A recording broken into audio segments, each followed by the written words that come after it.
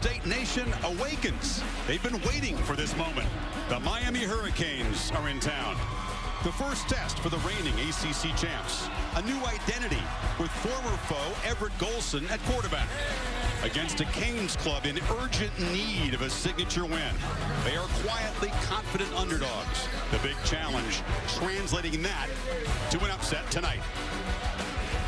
From Doak Campbell Stadium in Tallahassee, it's a high-stakes in-state rivalry. The undefeated 12th-ranked Florida State Seminoles against their rivals from downstate, the Miami Hurricanes. And welcome, Chris Fowler, along with Kirk Herbstreit. Our pleasure to bring you this great rivalry. We had a classic, Kirk, last year. 26 years ago, I was on the sidelines when these two teams got after it. I savor every one of these occasions. Tonight, a little bit different. Florida State, in the post-Winston era, searching for a new identity. They're 4-0. They got a 26-game ACC winning streak.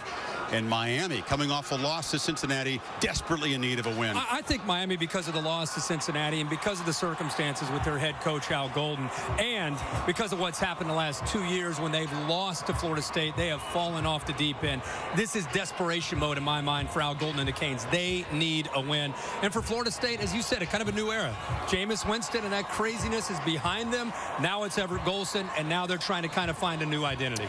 It's a one-and-done situation for Golson after graduating from Notre Dame. Still getting used to seeing him in the garnet jersey wearing number 6. I'm still struggling myself. When I think of Everett, I still think of him all those years at South Bend. In fact, you and I at this stadium calling that epic game when he was trying to fight for a victory for the Fighting Irish, only to come up a little bit short. And now to see what he's done. Think about it. He's played against these guys, and now he's on this campus, and he's still trying to find his way. We're talking to Jimbo Fisher this week, and even on the field before the game, he said, you know, he's getting close. He's getting closer. They're going to open up the playbook that much more tonight to hope that he can make some plays with his arm and with his legs. And they also feel the big question all week has been about the health of their tailback, Dalvin Cook.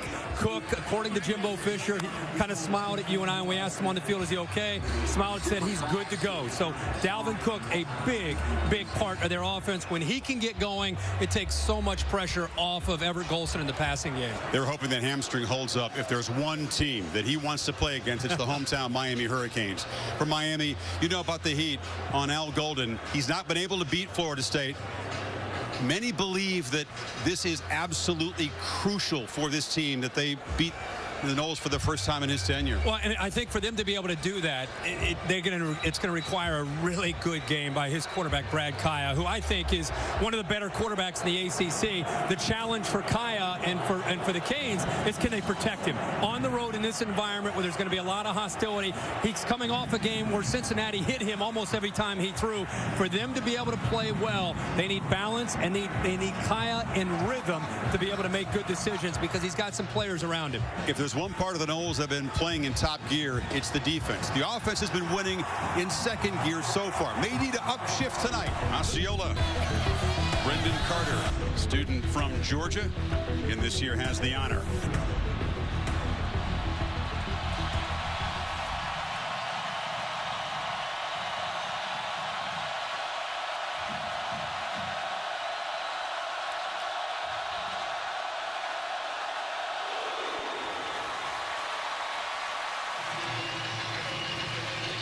To Heather Cox for the coach whose team is going to try to conquer all this atmosphere tonight. Heather? Indeed, Chris, thank you so much. Coach, this is one of the most storied rivalries in college football. Yet this week you talked about not overemphasizing the importance of it. So how would you describe the mindset of your team as it gets set to kick off? Focused. No, we emphasized it. You can't get around it now. We wanted to be a part of this game. We set our sights on just focusing on ourselves and playing the best game we can here tonight. So in your mind, what is the key to success in this environment? You have a good start. Got to have great communication at the line of scrimmage. Got to do a great job tackling Dalvin Cook and the running backs. Coach Golden, thank you. Thank you. Kirk, the game plan's all laid out. We'll just see if they can execute. Jimbo Fisher, of course, undefeated against Miami. They haven't lost a home game in the last 17, late in 2012, and 3 years ago this week they last lost a conference game. We've been around him a lot, and just being around him and talking to him even on the field before the game, he feels very confident. coming into this game, because I think where he is with his team, he feels that the first 3 or 4 weeks they've been learning, and now it's time to start to open some things up and start to show some things that they haven't quite done up to this point. Mark Walton, number 1, the talented true freshman, deep to receive the kick of Roberto Aguayo, but this, like most of his kickoffs, will be out of the end zone.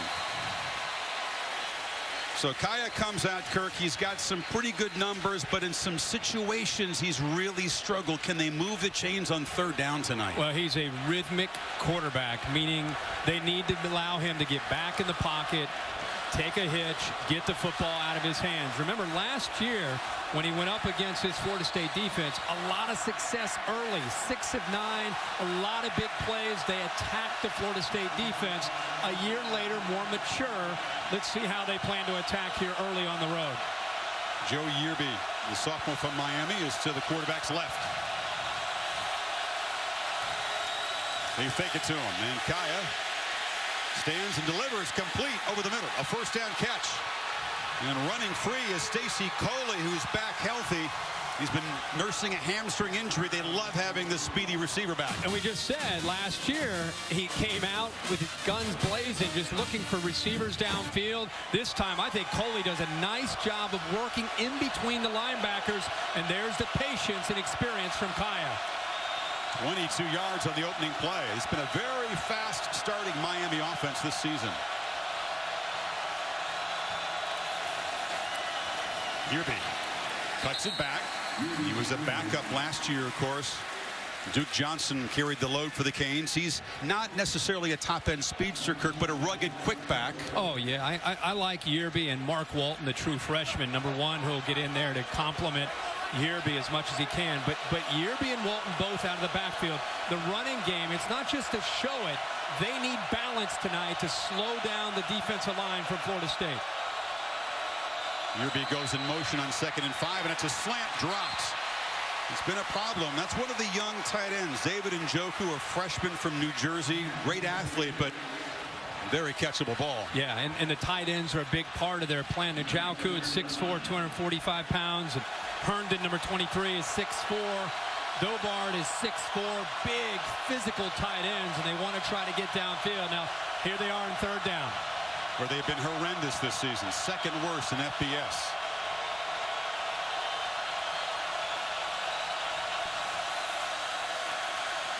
Kaaya throws incomplete.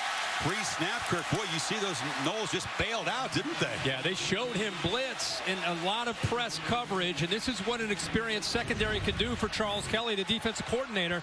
Look how tight they are up here.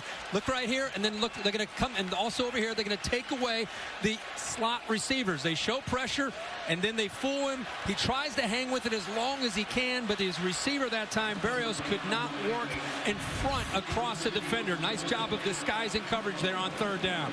Justin Vogel has been a terrific punter. That snaps the streak, by the way. The last 6 games, Miami had gotten some points out of their opening possession. Vogel trying to pin the Noles deep for their first possession. And the fair catch is made by Bobo Wilson. So the Noles in their first possession will start in very poor field position. You know, we're used to seeing a Florida State quarterback, whoever it is under Fisher, slinging the ball down the field, making big plays. Really a different look so far, isn't it? Yeah, they have been spoon-feeding him the offense. They've been relying more on Dalvin Cook in the running game and just being more balanced, high percentage throws. I think that has a chance of changing tonight. I think you'll see a more mobile, athletic Golson, and I think they feel confident their receivers can attack the Canes downfield. Brad thrilled to see number 4 Dalvin Cook in the lineup. It's Wilson on the flank, a low throw. Catch is made, but they'll lose yardage. Cook, of course, pulled up very early with that hamstring issue because he's a key guy for this offense. Absolutely. We'll take a look at our Chick-fil-A impact players for Florida State. It starts with, we've been talking about him all night, the health of Dalvin Cook and whether or not he's going to be able to go for 4 quarters with the hamstring. Travis Rudolph now becomes a veteran as a sophomore. And then you have Raphael Kirby, who's a leader of this defense, along with Dion Bush, number 2, who's the 4-year starter for the Canes. He lost 2 on the Wilson completion. Now on second down, it's Wilson again trying to get to the edge. A hard hit at the 13-yard line. It'll set up 3rd and long. Trent Harris, the outside linebacker, drove him out. You know, the game within the game from Miami with a veteran secondary is their punter did a nice job of pinning Florida State deep for their first possession with a quarterback who's still feeling his way as far as seeing and recognizing things and trusting his eyes. It's a big 3rd down to try to get good field position back for Brad Kaaya. A lot of man-to-man coverage from Miami. Golson needs to find his favorite matchup that he likes to try to go after and exploit. Empty backfield. Play clock winding down. Miami rushes 4. Golson in the pocket, delivers a first down strike. Erman Lane, and they move the chains. You just said you got man-to-man coverage across the board, and you've got to be able to find who you like. You're going to see this right here, which clears the entire area and eventually finds his man to the top with a physical mismatch there. Lane again is 6'3", 205 pounds, and that's the Everett Golson you're used to seeing, throwing in rhythm, putting the ball right on the money and in stride for his receiver. Lane, one of the many Noles from South Florida in Homestead. So 3 passes in 3 plays for Golson. And he's going to look to throw again. Dumps it off in the flat. And the catch is made by Maven Saunders. Young tight end, one of the group of guys trying to replace Nick O'Leary, of course. And you're so locked in on Dalvin Cook. A nice little counter boot, and then you find a wide open tight end and Saunders out in the flat. The linebackers' eyes, they got lost in the backfield, assuming that Cook on 1st and 10 would get the football. Good play call there by Jimbo Fisher. And from the I formation, it's an option look. Golson. Late pitch to Cook, who's got the edge. Dalvin Cook's off and running. Hamstring looks just fine. Touchdown, Florida State, 72 yards.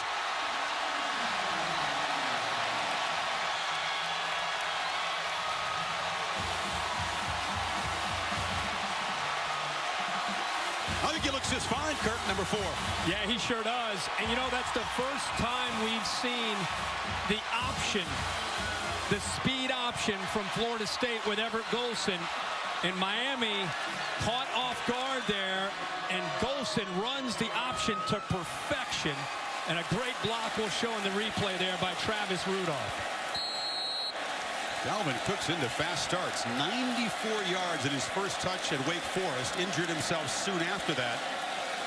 A 91-yard, 5-play scoring drive. As Aguayo makes it 167 for 167 in his career for PATs. What a start for the Noles. Yeah, he waits to the last second to ditch that off. The linebacker, Kirby, took him. The quarterback allowed him to get it to the outside. But, Chris, once he made the pitch, it's the speed there of Cook, who's healthy, and the block by Rudolph that got him free. Seminoles quickly turned poor field position into 7 points after Miami had gained 22 in their first play. Punted it deep. Golson began passing to set up the run. That option look, touchdown run by Cook. Now, Dalvin Cook represents, coming into this football game, 74% of the rushing offense of Florida State. That's the highest of any back in the country. So when he was in question, that was a major concern, but clearly he's ready to roll tonight. Kaaya, another deep kickoff. So now Kaaya and the Canes in a deficit for their second possession from the 25. Fake it to Yearby. Another first down throw. And it's complete. That's Dan Dobart, another one of the tight ends. They'll throw to 3 different tight ends tonight. Yeah, we talked earlier about Dobart's side along with Herndon. All these guys are 6'4", and there is a big advantage when the Noles go to man-to-man pressure when you have a tight end left one-on-one, and that's something that Brad Kaaya is aware of and something that he's worked all week on to try to find those matchups.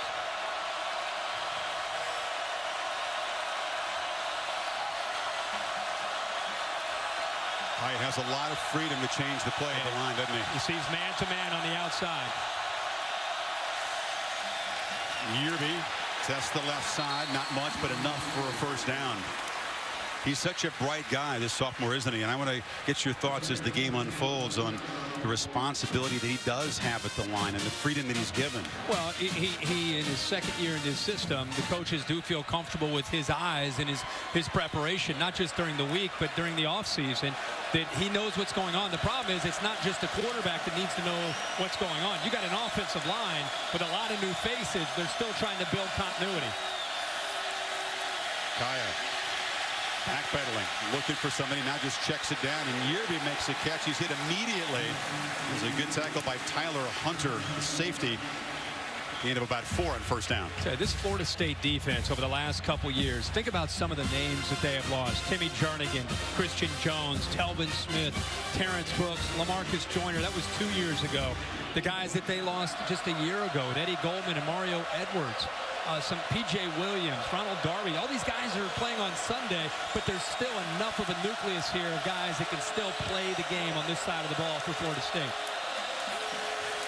Kaaya on 2nd and 7, takes a downfield shot, loops it for Coley, who makes the catch. Can he get away? Dives down inside the 25, and the Canes are probing deep in that secondary with success. Well, they're finding, again, much like what Everett Golson's trying to do, he's finding a matchup with their fastest wide receiver. Look at that mismatch. He goes right by Tyler Hunter, who's a nickelback or a safety. One-on-one against the fastest receiver, you take it. Fumble exchange, and Kaaya takes a loss back to the 8. Not a clean handoff between the quarterback and Yerby. Well, ouch. Yeah, that was a play that Miami would love to have back, and I mean literally have back from the beginning. Look at the top, Chris. Look at this. Look at the defenders. If to snap the football, he could hook shot a touchdown pass out there. Instead, they lose about 6 yards.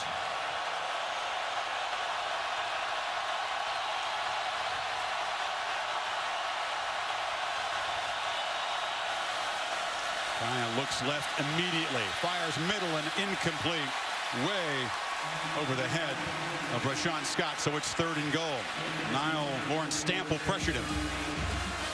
Saw White on coverage there. It's like their feet got caught up and no call. It's a good no call by the officials, setting up this big 3rd down. That's a major faux pas for Florida State that you spotted that the quarterback didn't see. That's an automatic touch, and now 3rd and goal. Yeah. 4 of 13 in their last 2 games down in the red zone as far as coming up with touchdowns. 3rd down in the red zone, 2 areas that they knew they were going to have to be better tonight to be able to win. Play clock at 2. Kaaya cannot escape, will be sacked. DeMarcus Walker, the junior from Jacksonville, got him. The play just took too long to develop, and I'll give DeMarcus Walker off the edge here a lot of credit because he uses just speed to go right around a dog woo. I mean, look at the speed that he uses, just nice little swim technique or rip technique to get around him. But Brad Kaaya's waiting and waiting and waiting for his receivers to do something. He tries to climb in the pocket, but Walker's quickness does not allow him to be able to buy any time. So Michael Bansley for a 30-yard field goal. Knocks it through. The Canes kick more red zone field goals than anybody. That's not a stat you want to lead the country in. Cut the lead, though, to 7-3.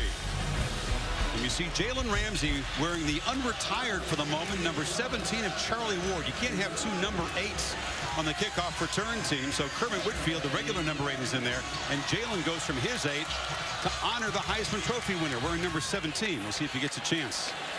It's going to go to Whitfield over his head and a touchback.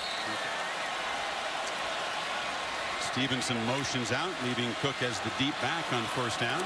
And they fake it to him. Golson taking a peek downfield and has a wide open man. Izzo, the tight end, inside the Canes 40. Looking very much like O'Leary from a year ago there.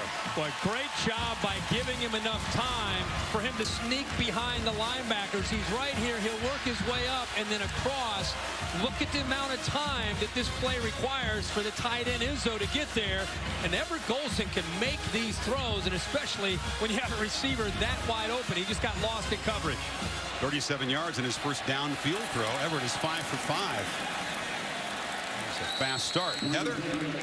Chris, before the game, I talked to Coach Jimbo Fisher and asked him how much he thought he'd be able to use Dalvin Cook, and he confidently said, I think I can have him carry up to 20 times. Now, Chris, the reason for that confidence, they've been using a GPS on Dalvin all week. It allows them to see his burst, his acceleration, maintained acceleration, and top speed. They used it extensively so that they didn't overload him and compared it to him before he was injured, really to take the guesswork out. And I'd say that first TD run bringing even more confidence. That's why they felt confident, Heather. Good stuff. Golson, the throw on second down, flips it short, and there is Cook. Beats the corner. Dancing down the sideline. Makes a cut. Cook scored twice.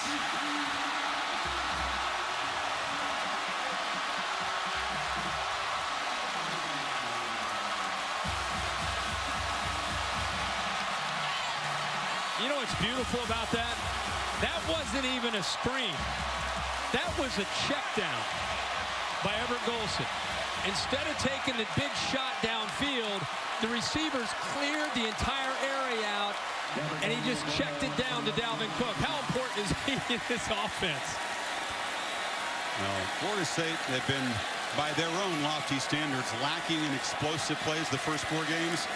How about a 74-yard touchdown run on the first possession, a 37 and then a 36-yard touchdown pass on that possession? Yeah, watch the right side. Look at these receivers just kind of work their way out of the way, and he just checks it down. Now it's just one-on-one. He outruns Kirby, the middle linebacker, and then he uses a little bit more speed and makes another guy miss, and it's another touchdown for Dalvin Cook. Dalvin Cook had never caught the pass for a touchdown until that play. 3 touches, 110 yards, and 2 touchdowns for the guy from Miami Central High School, the high school teammate of the Canes top back tonight, Joe Yearby. They call each other brothers for life. They didn't talk this week, Yearby told me. They left it aside for game week, but so far it's been Cook, the story. Here's a kickoff that Walton, the freshman's going to have a chance to return, but he muffs it.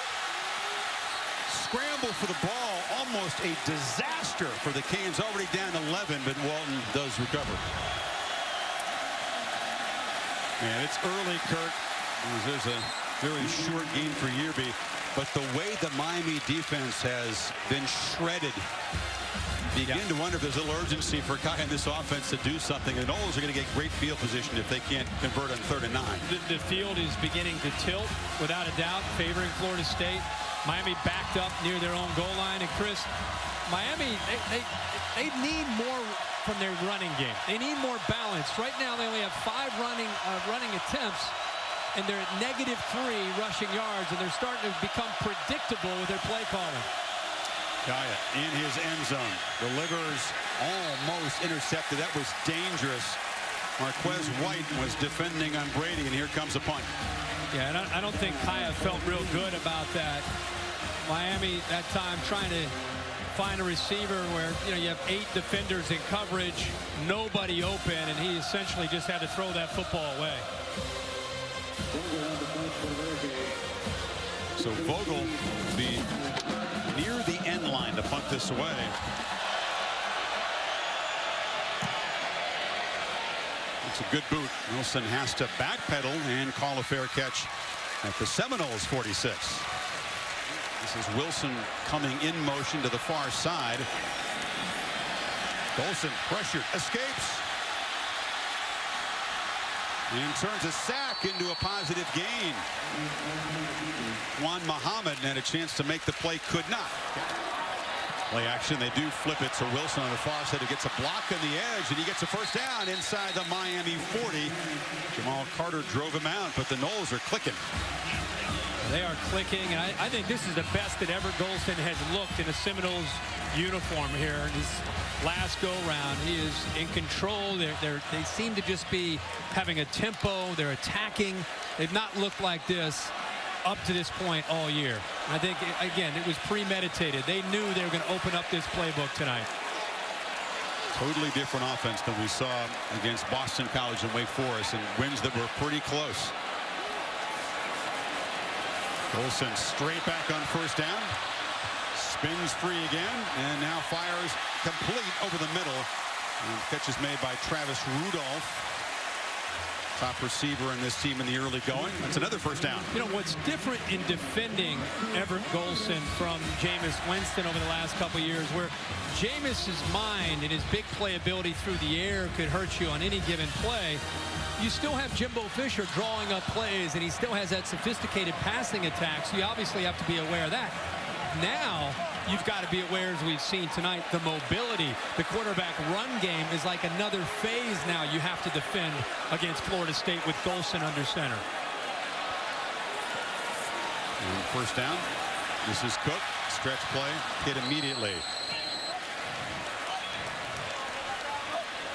Everett Golson, of course, took the Irish to the championship game in 2012, had an academic fraud issue, set out the 13 season, came back in 2014 and had a lot of mistakes. You see that the 22 turnovers didn't end up playing in the bowl game, beaten out by Zaire, and then transferred after the spring. And that's been the big thing. A lot of people said he's going to transfer to Florida State, and a lot of Notre Dame fans said, okay, take him and his 22 turnovers with him.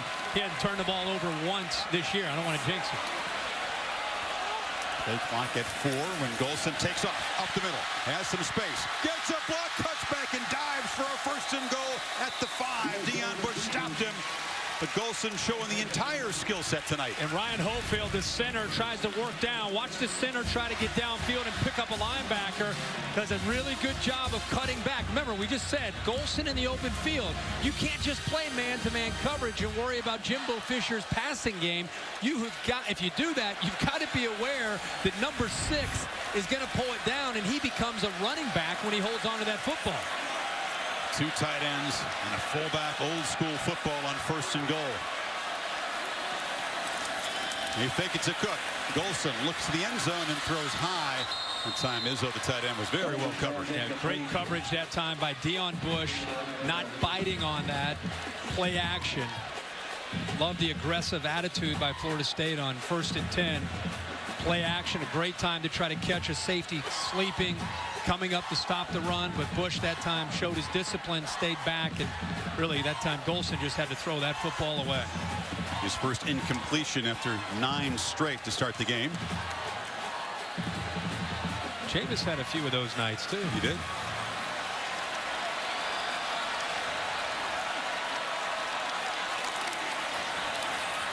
Cook. He's going to be stacked up and dropped for a loss back at the 5. Tyreek McCord, the banker, came around the edge. That zone read look is, again, something new. It's just with Jameis they didn't want to get him hurt. They didn't run it. And Everett Golson, you'll see that play again, and he'll keep it. He'll score. An electric start in Tallahassee for Golson and Cook. The end of the first quarter. Back after this message and a word from your local ABC station. Empty backfield for Golson. 4 receivers.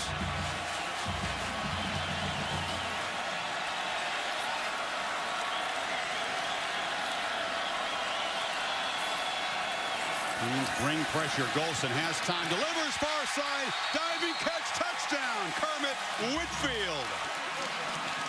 3 drives, 3 scores for the Seminoles. You know, we just talked about working his timing out. Look at this throw, low and away with Whitfield. They're going to take a peek at that. But the timing here with Golson on 3rd down, throws that football before Whitfield is out of his break, low and away. The defender, look at him, has no chance, but the ball definitely hit the surface. They're going to take a peek at that. Till last week. The ball hit the ground. Told you. The ball is incomplete. 4th down. Yes, Dave, you did tell us. You did tell us. Got to get 1 right. So Ted Jackson turns it over in the replay booth, and now Aguayo will be out not to kick an extra point, but a short field goal. Aguayo, whose parents came from Mexico, he was born in Florida, will help us celebrate Hispanic Heritage Month. We're going to be highlighting throughout October contributions of Hispanics in the world of sports. We'll hear from him momentarily. But first, a 22-yarder from a tricky angle. The guy who's 52 of 57 kicking field goals in his career. No trouble for Aguayo. This guy's not only going to win all the awards. He's going to be in the NFL. You'll be watching the NFL 10 years from now, and you're going to remember him? Was he at Florida State? Yeah. He's going to play for 10 or 15 years if he's healthy. He is one of the best I've ever seen. But he misses one, which is rare. It's such a shock. It's a story. Weil boots it high enough, but short enough for Walton to have a chance. Remember, he fumbled the last time. It's his way through traffic, really takes a big shot at the 20 and is knocked down. Yerby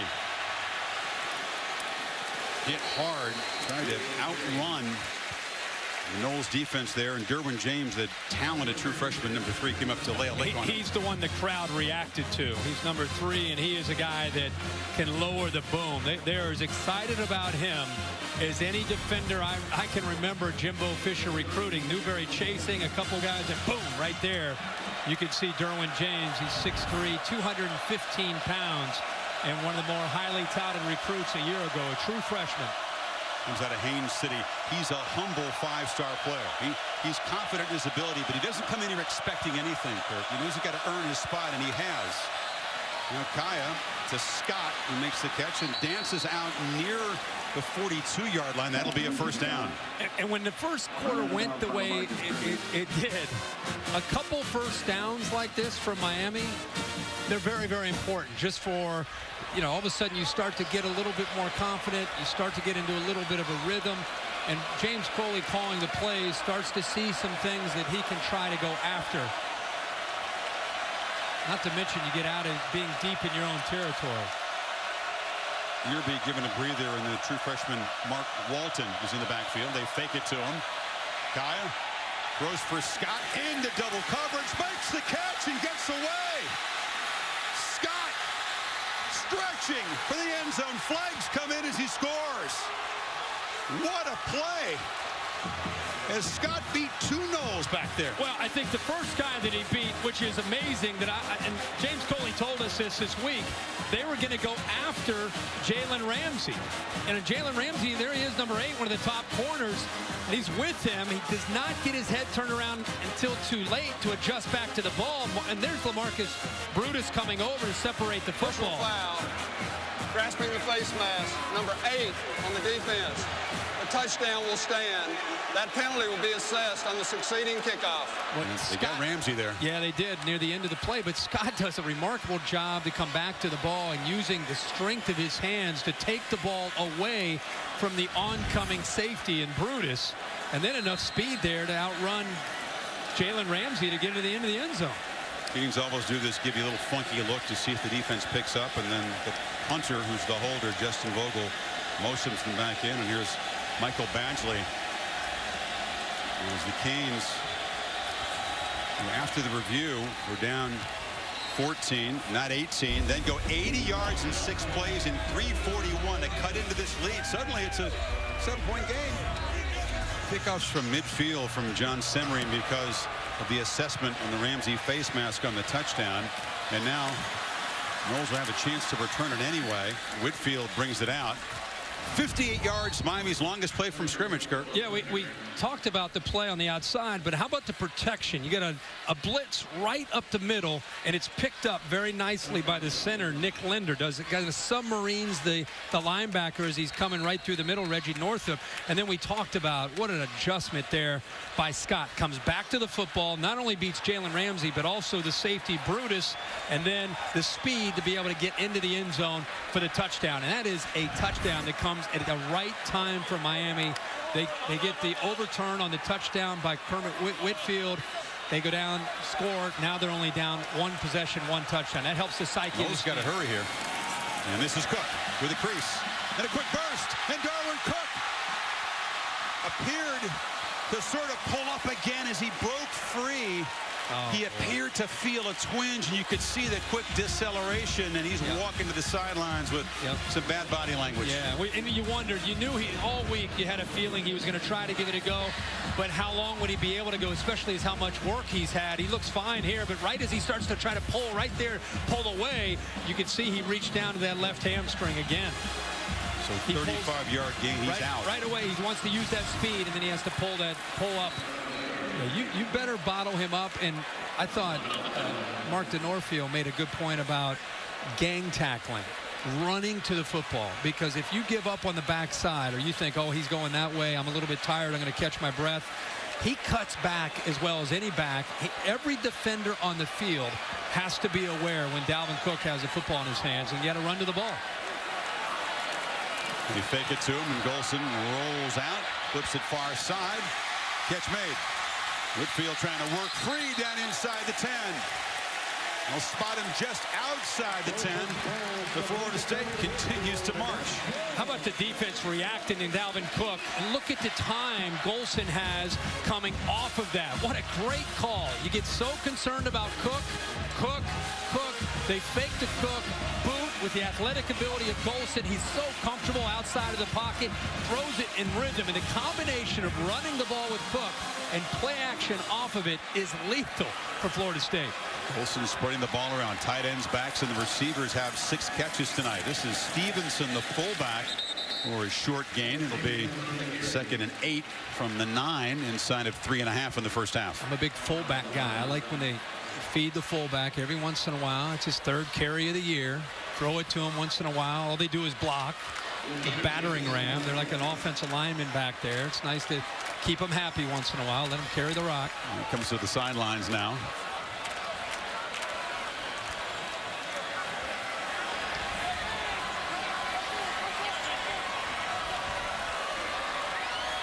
Golson surveys the defense. Rudolph motions in. They look in the slot. Oh! Cook that time dropped it. He was thinking about the hat trick, his 3rd touchdown, and he would have had a chance if he'd made that easy catch. Well, and it was a really well-designed play because he caught it behind the line of scrimmage. He had both his receivers blocking downfield, and they took away the linebacker who was defending him in man-to-man coverage. There was nobody there if he caught the ball and turned the corner. Behind the line of scrimmage, it's fine for those receivers to get downfield and make blocks. So the frustration from Randy Sanders and Fisher. So empty backfield. They need 8 in this 3rd down. Got to get down to the 1-yard line. Golson, no hesitation, straight back, throws, end zone, incomplete. It was just off the hands there of Erman Lane, and Aiden Tate, the wide receiver, in the mix as well. There were a couple guys close to each other there. Yeah, and they because of his great size and his height, they want to try to get him the ball down in the red zone, and Lane did get his hands on it there near the end of the play. 2 guys touched it. Yeah. But Tate is 6'5". Remember Kelvin Benjamin? He's that kind of receiver as a young receiver. But that's what they're hoping he can grow into eventually. That's why the ball was thrown so high. And again, that's another example. Golson, with all these new receivers, still trying to find that rhythm. And he'll get better and better as the year goes on of getting more comfortable with his group. So now it's a 31-yard attempt. Ooh, it was a close one by the standards of Aguayo, who usually splits the uprights, but he does make it 20-10 for the Seminoles. BMW halftime report. Heather Cox will speak with Fisher after these messages. Coach, you vowed to open up the playbook this week. How do you think that Everett Golson has responded to that additional responsibility? I think he's doing a great job. He's making good decisions with the ball. He's using his legs when he has to. He's getting the ball to his playmakers. We just got to do a better job of finishing in that red zone, tight zone, getting touchdowns. Coach, Dalvin Cook already 137 yards, but he has to sit at times to address that hamstring. How, if at all, does that impact the way you use him in the second half? Well, it will. We got to monitor it, make sure he stays loose. Don't want to overuse him, but he says he feels great, so we'll keep. But I thought Jonathan did a nice job when he got in there also. Coach, thank you. Thank you. Totally dominant first half statistically by the Seminoles. The running Dalvin Cook, the throwing of Everett Golson, but only a 10-point lead. Seminoles will get the ball to begin the second half. Kirk, I mean, if you're Miami, you knew it was going to be a long night. If you couldn't get 3rd and manageable, they just haven't, and Kaaya has not been able to move the chains consistently enough. And you got massive problems on defense, which is the immediate concern with the Noles getting the ball here. Yeah, without a doubt. I mean, their defense has got to be a little bit more aggressive. They got to take some more chances now that they're down 10 getting into the second half. But I think you look at this, and the fact that Florida State has not been able to convert in the red zone. 3 different times they've been into the red zone. They haven't scored a touchdown in the red zone. That's why it's only a 10-point game.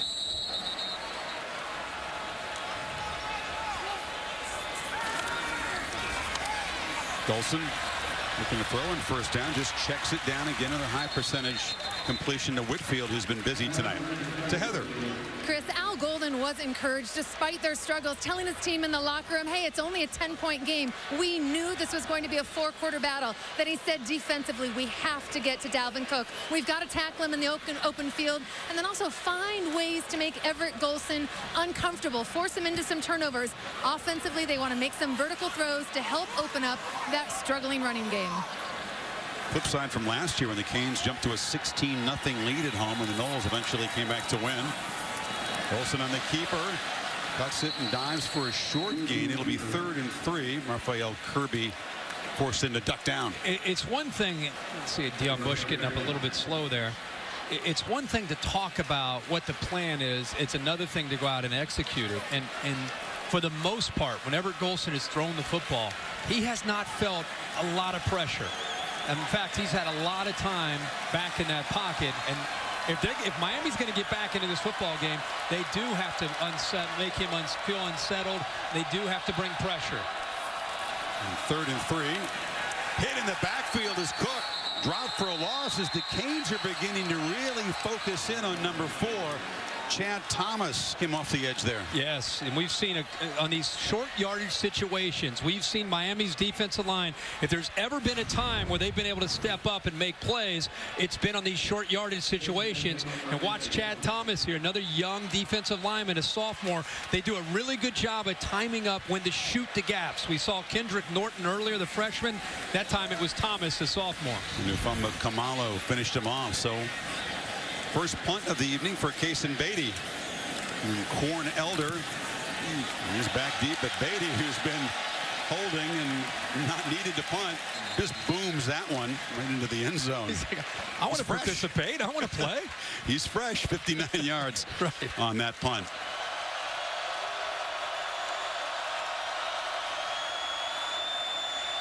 It's just the head bob to indicate the snap. Kaaya delivers high, catch made across the 40.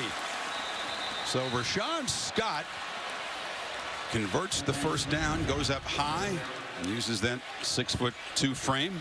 And you have 2 receivers running into the same area, which means somebody made a mistake. He was throwing the ball to Scott, but he had another receiver working his way over. How about Kaaya getting hit yet again? And Herb Waters almost came over and brought the defender with him. It was great concentration by Scott to hold on to the ball. His 4th catch for 91 yards. Got the touchdown earlier on the long play. Yearby bounced backwards and then hit for a loss. Derek Hoskins, the linebacker. Frustrating night for number 2. These linebackers are just coming downhill. Northrup, Hoskins, both. As soon as they read run, the defensive line's doing a good job of kind of holding their point. Nobody's getting up to the second level. And you're talking about Reggie Northrup and Derek Hoskins. Both these guys are probably 2 of the faster, more aggressive linebackers in the ACC. Canes are gaining less than 1 yard per rush. 12 yards rushing in their 13 carries.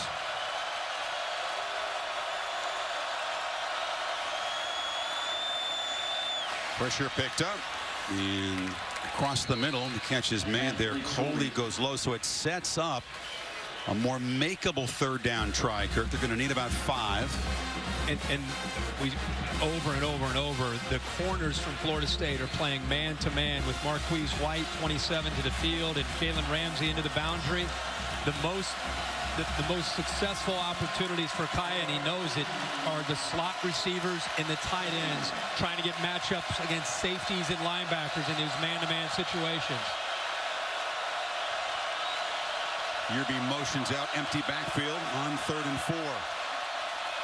Kaaya gets it away. Completion far side. That's Chris Herndon, the first catch for the sophomore tight end. So there it is. There's a matchup that he wants to try to take. Florida State brought a blitz. The safety was way back off of the blitz, and it's good recognition by Kaaya. He saw LaMarcus Brutus in coverage, but as I said, he was about 8 to 10 yards off the line of scrimmage from Herndon. Made it very, very easy once he recognized it, just to put the ball out there with such a soft cushion. Kaaya. Traffic in the pocket again. He was pressured and knocked down after the throw. Giorgio Newberry, that time affected him. They are getting after him. I mean, he is showing great patience, but Hoskins this time, the linebacker looking to the right. Poor left tackle Trevor Darling is getting tested in every way imaginable. Boy, and I think we've seen Newberry tonight. Looks like a different guy from last year to this year with his relentless attitude. They said he's one of the great surprises this year on the defense.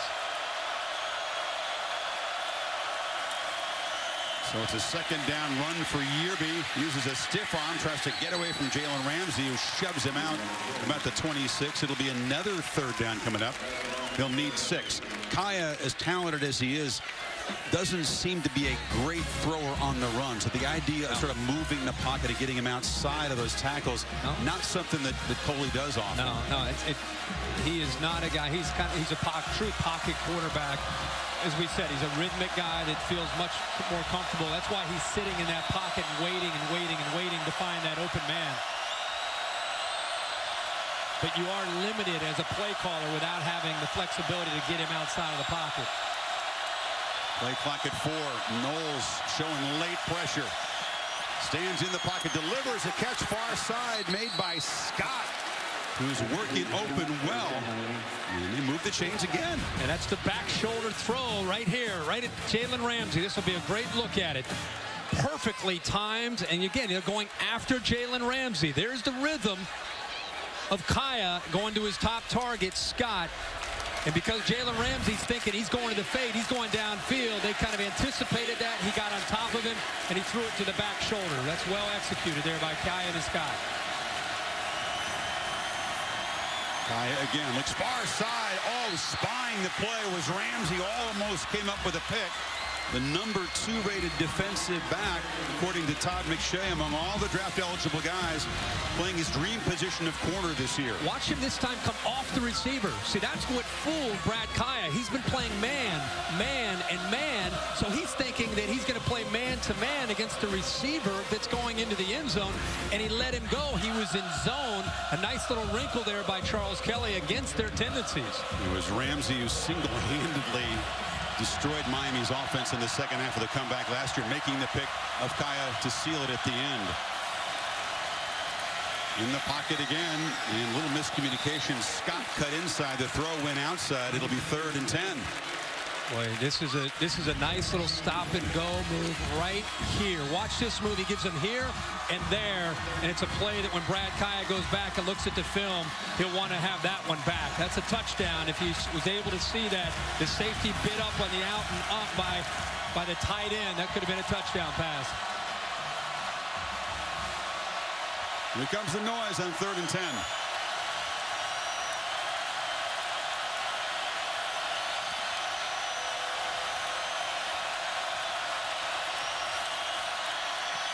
Kaaya, lots of time, delivers a strike inside the 5.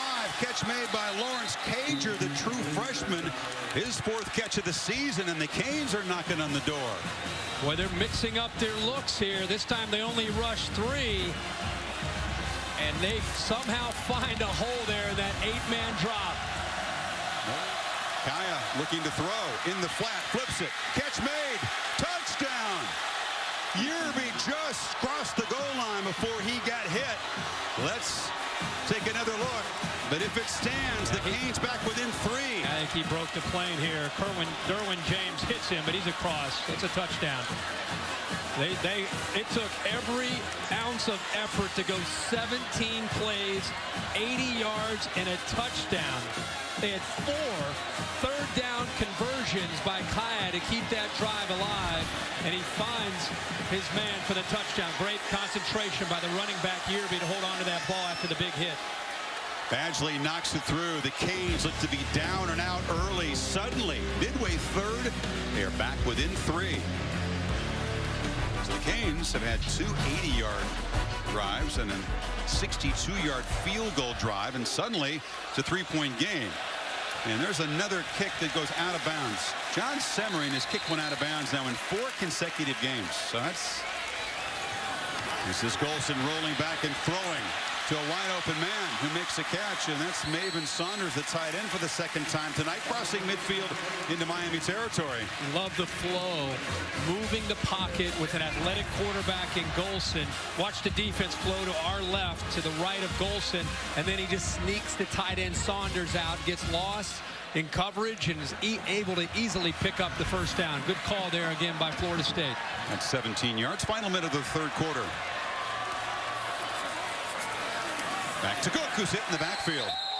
Quick penetration there by Quan Muhammad, the sophomore linebacker. He'll lose 3 yards. And what I see is them being willing to take some chances with slanting and angling their defensive line. Chad Thomas has made some plays. Norton has made some plays. Moten. And now it's Muhammad's turn to shoot a gap and see him right there. He just shoots right in front of Saunders after the big reception. But because he was angling in front to the left of Saunders, he didn't have any chance to be able to slow him down.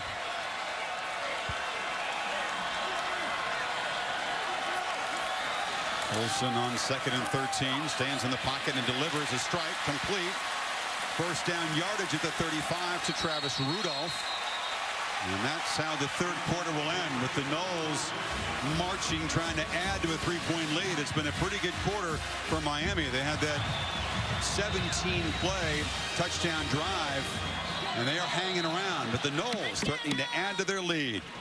Back after this message and a word from your local ABC station. Defending conference champions Seminoles protecting a 26-game conference winning streak, leading by 3 as we start the final quarter. And on the move at the Miami 34. Third quarter really belonged to Miami. Now Cook cuts it back.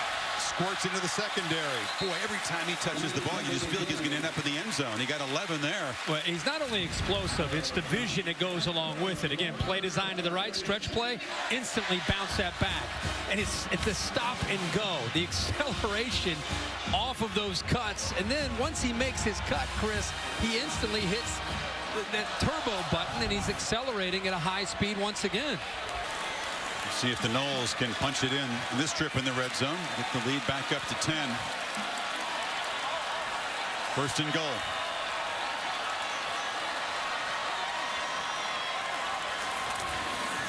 Cook has a crease and barges down inside the 5.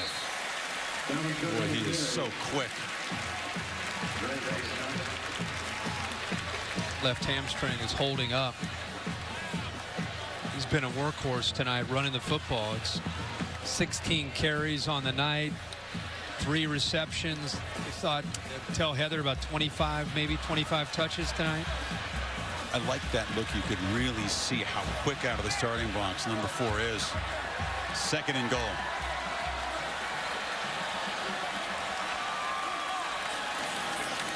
Golson has to spin. Cannot get away. Big emphasis for the Canes defense to not let him get out of the pocket. They haven't done a great job tonight, but Muhammad did his job there. Muhammad, who was a 5-star recruit a couple years ago, comes off the edge, but they also bring Jermaine Grace right up the middle. Grace flushed Golson out. Watch him flash right there in the middle. There's not enough offensive linemen and backs to pick him up, and he runs right into Quan Muhammad there to clean it up.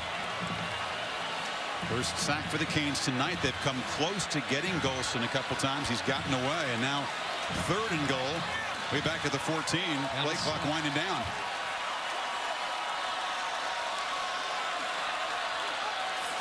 It's at 1 when Golson snaps it. Looks left, delivers. Catch made, and a hard shot delivered after the catch. Artie Burns hammering Bobo Wilson.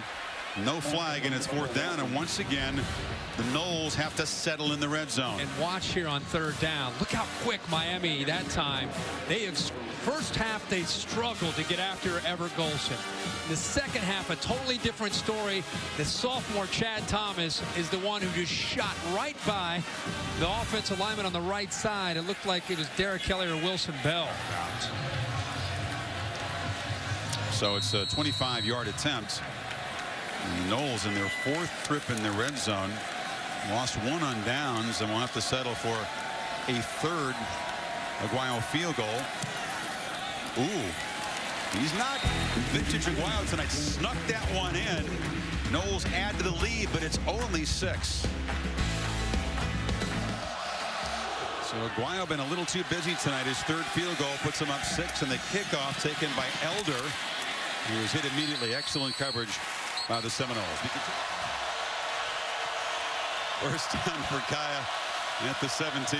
Still down just 6. Oh, dangerous pass deflected and caught.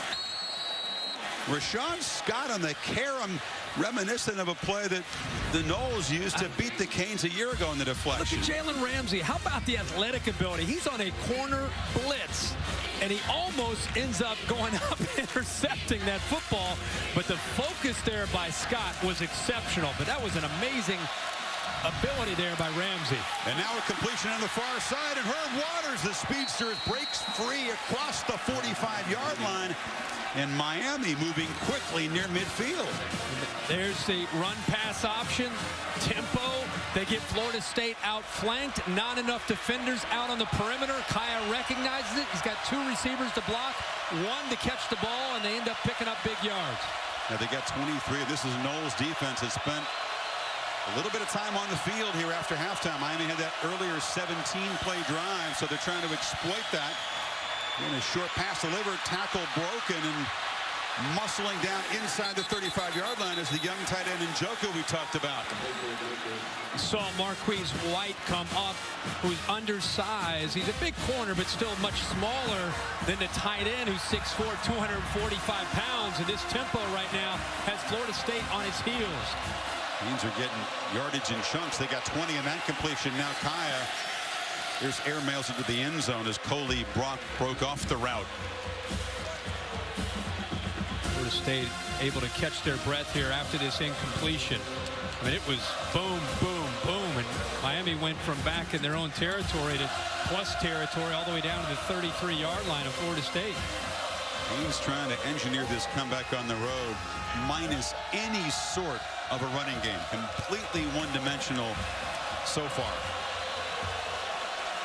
Yerby motions back into the backfield on 2nd and 10. And they try to get something going. He's wrestled out, short gain. Ramsey defended him. He did set up 3rd and about 5. Coley and Scott have been his primary targets tonight, but he has tried to get the ball into the inside to the tight ends. Herndon 23, Njoku as well. We've seen involved here much more in the second half, 86. They were 4 for 4 on 3rd down in the previous scoring drive. He's feeling that pressure to his right from 29, Nate Andrews right here. Just the protection. And they pick up the blitz. And Kaaya loops it for the end zone. Diving attempt. Coley, touchdown! Coley appears to be shaken up, but he's got a smile on his face. Or is it a grimace? We'll take another look at the catch. Chris, he's been fighting a hamstring the entire year. What an effort. Watch how he extends to go up and make sure he holds on to the football. All that weight came down on the left shoulder. That's a catch and a touchdown for the Canes. I think his adrenaline, he was okay here, and then he all of a sudden felt that. Coley's first touchdown catch of the season. You mentioned health problems have kept him off the field. That's been a real missing ingredient in this Miami offense. So now planning and finally announcing that they're going to take a look at it, but that looked to be a touchdown, and Miami shockingly is a PAT away from taking the lead. And Michael Badgley knocks it right through. Miami has the lead in Tallahassee after Coley's heroics. Miami has the lead for the first time. Coley icing that left hip up off the training table as Whitfield tries to make a play from his end zone. Canes stop him at the 15 on 17-3 at one point. Now Golson rolls, flips it short. Saunders, the tight end, is hit immediately. That's a fired up senior Raphael Kirby, the vocal leader of that defense, up on the stop. Yeah, Kirby is taking over for Perryman this year, is taking over, kind of being the leader of the defense. But I'll tell you, the other guy that's playing well tonight is Jermaine Grace. He has battled through an ankle that he's been dealing with the last couple games. When they're healthy, Kirby and Grace are great on the inside of this defense. Remember, this defensive line's been getting some penetration in the second half. In 2nd and 8, Golson has good protection, delivers far side, incomplete. It was a high throw. Deion Bush was defending on Travis Rudolph, and it's going to be 3rd down and 8. They closed in that time on Everett Golson. I think it affected him. He waited as long as he could. The ball is actually thrown late and behind his receiver, Rudolph. It would have been a heck of an effort for Rudolph to come up with the ball, but Bush, the senior, who's a 4-year guy, has been around for a long time, does a good job of timing that up to separate Rudolph from the football. This is keep Meyer from getting the ball back. Delivers into traffic, catch made, 1st down, Bobo Wilson. He threaded that ball in there. Wilson took a shot but held on. He sure did, and it's a good route scheme here. You'll see him work from the outside in, but watch the Florida State interior. Watch how they clear out and open up the passing lanes right here. See this defender being taken out. It opens up right here, and it's a good ball. He throws it right into the face of the defender. Now a 1st down carry by Cook, but the Canes have done a good job after halftime containing number 4. Bertel Jenkins and Quan Muhammad stopped it. I was wondering how this ball got, it went around Thomas. Thomas at 6'5" went up into the face of Golson. Golson somehow worked that ball around the much bigger Thomas. You're right about this defensive line. We were talking, you're seeing Thomas and Muhammad, especially 8 and 9, really be factors up front for the Miami defense. And Golson flips it off to Whitfield, who's got some space. That enormous 20-yard play on 3rd and 8. Now the Noles are getting out near midfield. They don't need to move it too far to give Aguayo a chance to give them a lead. Going to be a very short 3rd down here. They haven't spotted the ball. It's going to be 3rd and about 1.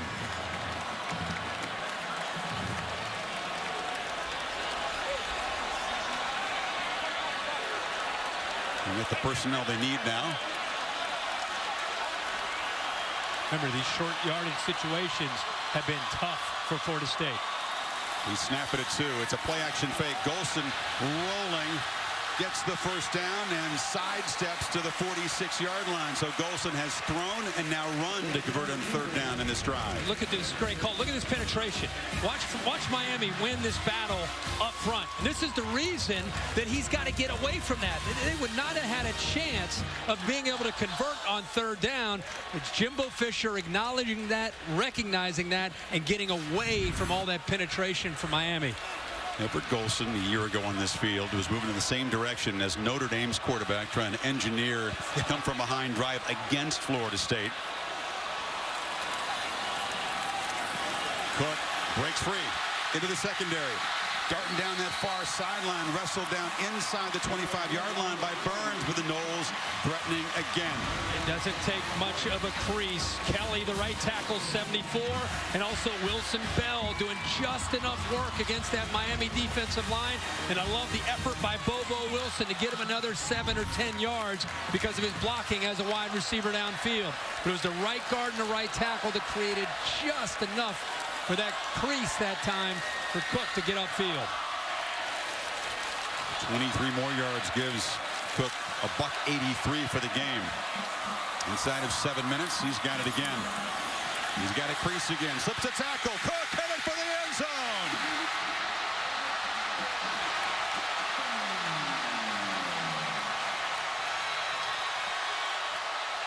$23 more yards. The hat trick for the Miami native puts the Seminoles back on top. 2 running, 1 receiving. And 206 on the ground. Now with a 5-point lead, Golson's on the field. Going to go for 2 to stretch it to 7.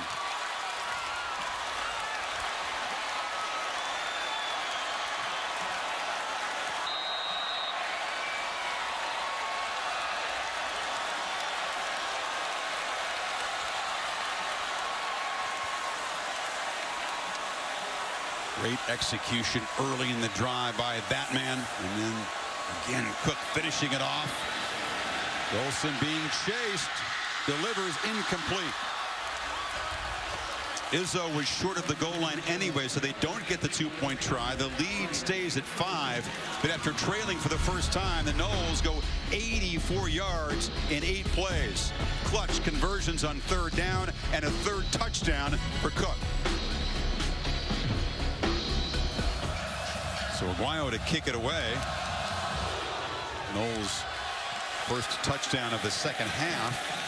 And back up by 5. And the Canes offense, which has had a strong second half, once again finds itself behind 75 yards away from a go-ahead touchdown. He tries for a big chunk on 1st down and completes it to Braxton Berrios. The slot receiver has been quite quiet tonight, but he gets it up to the 40. Yeah, they're going back to the middle of the Florida State defense where they've had some success. So again, tight ends, receivers working from the outside back into the middle. That's where Kaaya, until they stop it, if I'm Brad Kaaya, I'm looking for those kind of matchups. We got 2 tight ends, the 2 young guys, Herndon and Njoku, flex to the left, but he's looking back the other direction. Fires behind Rashawn Scott. Miscommunication there. Safety blitz that time, and he and Scott not on the same page. He threw that ball one way and Scott turned the other. What's at stake for this Miami program, which has never under Al Golden beaten any team that has finished the year ranked? That is not a list you want to be on, those kinds of programs. Chance to end the Noles' 5-game head-to-head winning streak and their 26-game ACC streak. But the ball's not free.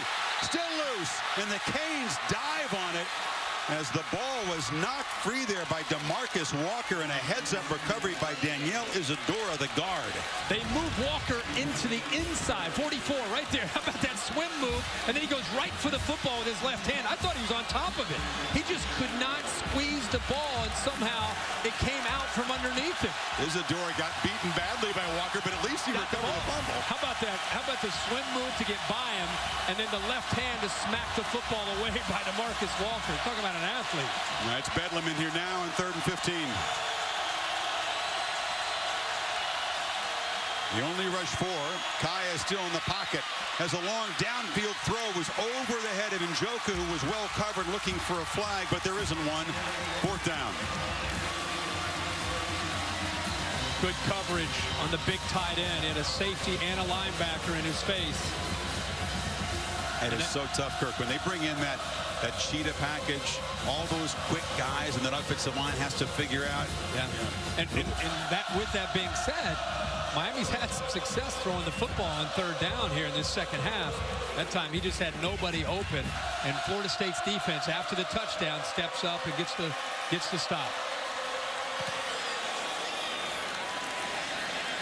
Vogel boots it to Wilson, who is knocked out across the 30-yard line. So the Noles back on offense, protecting a lead now with 5:16 to go. And this is Cook breaking free. Another nice gain. Boy, when you're trying to chew clock, you get 9 on 1st down. Jimbo Fisher's going to be smiling. It's the exact same play that they ran the last 2 plays to the right. One was for a big gain, and then one was for a touchdown. It's just an outside stretch zone play. You're relying on the patience and vision of Dalvin Cook for him to put that foot in the ground and use the vision and then accelerate through the hole. He does that as well as anybody. And that line right now doing a good job of pushing the Miami defensive line sideways. Here, Golson takes off quickly. Canes are ready for him. Knock him down. It'll be another 3rd and long. They'll need about 11 yards as Golden spends his 2nd timeout. Interesting, with 3.5 to go, using their timeouts. They're all in on this series pretty much. Yeah. Now we need 16 on 3rd down.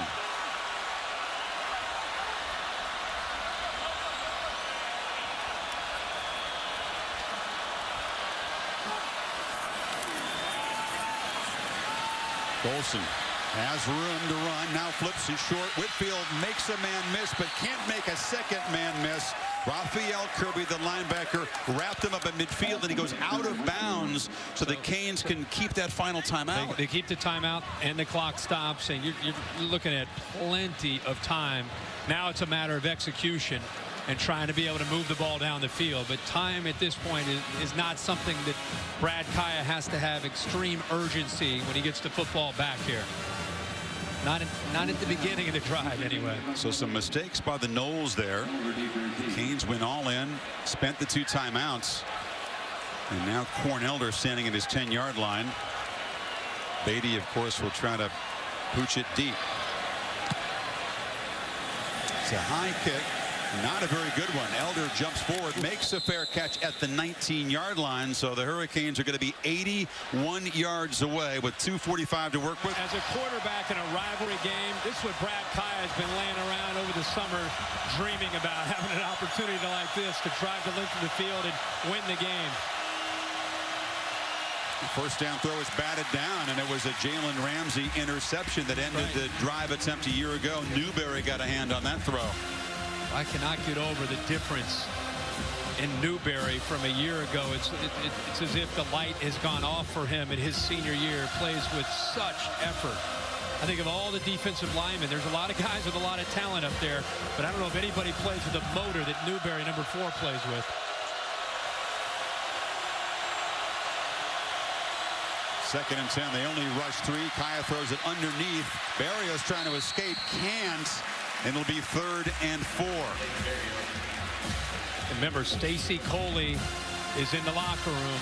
The guy who's had a great football game tonight. He's not available. He leads them tonight. 7 receptions, 139 yards. So you're looking at Scott, and you're looking at Barrios and Waters have got to step up. Kaaya delivers. Catch made. And it's Yearby with a first down across the 36. And I really think just watching how Yearby came out of the backfield, this is who he wanted to get the football to the whole time. Watch that move right there. He was able to break away from Northrup. Open field, plenty of room to work with, but I think the entire time they cleared it out with the receivers, and he checked it down underneath to Yearby one-on-one matchup. Inside of 2 minutes now.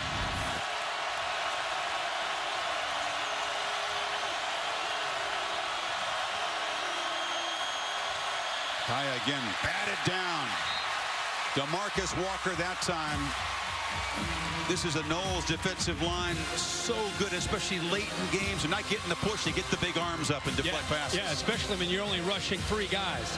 I mean, you got some big bodies that are athletic, that are rotating, by the way. They're moving a lot of different people in and out. Featherston now, 41, the sophomore, comes into the game with a really long wingspan. Kaaya told me this week that's what drives him crazy about FSU. They're so well schooled at that. There's a throw incomplete. Well covered was Herb Waters.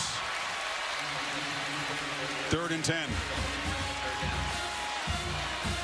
We got 2 plays to get 10 yards and keep hope alive for Al Golden and this team. And you don't have to panic and go downfield. I mean, the throw, for example, to Yearby was a great play. I mean, it dumped it down on about a 5-yard route. He catches it, he picks up another 5 or 6 yards, and it's a first down. So he doesn't have to panic with 1:40 and feel like he has to go downfield.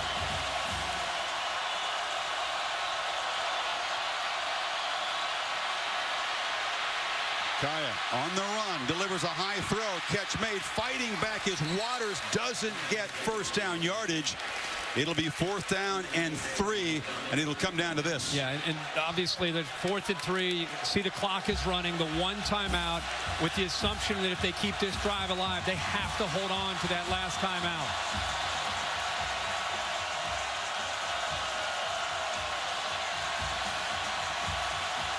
Miami didn't come here for moral victories. They need a play here. Keep their chances alive. For the 3rd time in the drive, it's batted down by the Noles. Seminoles, and they'll take over in the final minute.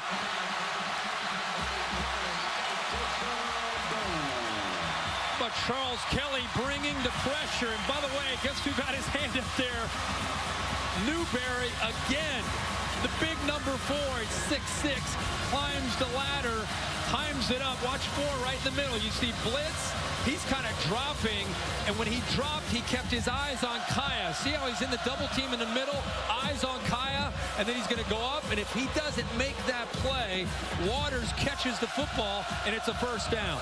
It is, for Miami fans and players, heartbreaking shades of last year when they were in a similar position, driving and deflected passes, undid their chances. That ended in a Ramsey pick. In Miami, after battling all the way back from 17-3 down, having the lead here is going to feel more pain at the hands of their arch rivals as the Noles are going to make it 27 in a row in the ACC.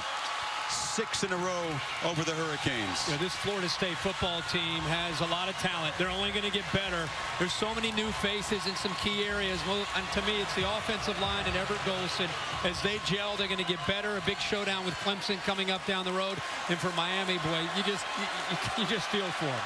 They've been so close, and they battle so hard for Al Golden. You can only imagine what they're going to deal with now when they got to go back home to Miami and deal with the aftermath of losing yet again to a rival in Florida State. Yeah, this guy, Kaaya, 405 yards passing, and he will be gutted after coming up short again to the Seminoles, who just find ways to make plays. They've done it for a few years here. Jimbo Fisher, control early in this game. Dalvin Cook, just a monster evening. 222 yards rushing, ran for 2, caught a touchdown pass.